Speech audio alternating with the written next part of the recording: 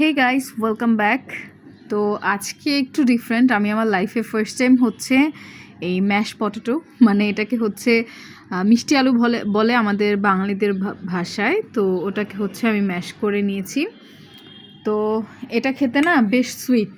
তো আজকে আমার আব্বু হচ্ছে একজন ডায়াবেটিক পেশেন্ট। তো সে আমাকে আর কি বলছিল যে খাও না, মিষ্টি আলু আনছি, খাও। তো আমি বললাম যে হ্যাঁ খাবো একটু পরে। বলে যে একটুও মিষ্টি না, কিন্তু আসলে কিন্তু অনেক মিষ্টি। সে ডায়াবেটিক পেশেন্ট বলে তার কাছে কিন্তু এরকমটা মনে হয়, বাট আসলেই মিষ্টি। আর ঝাল ঝাল জিনিসগুলো দিয়ে আছে, আমি মুখের মধ্যে খাবার নিয়ে কথা বলছি, এজন্য সরি বাই দ্য ওয়ে। আর এখানে সিম আলু আম্মু ভাজি করেছে, এটা আমার অনেক বেশি ফেভারিট।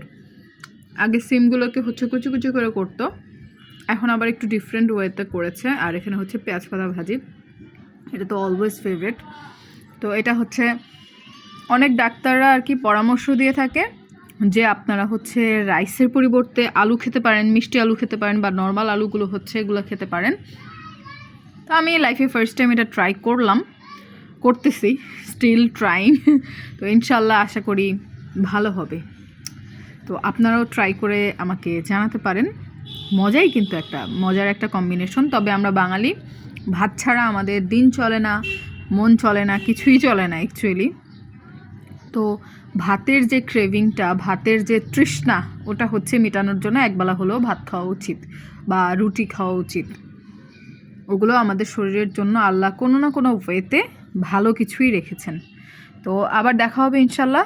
আমার জন্য সবাই দোয়া করবেন, আপনাদের জন্য আমি দোয়া করি। সবাই ভালো থাকবেন, সুস্থ থাকবেন। আল্লাহ হাফেজ।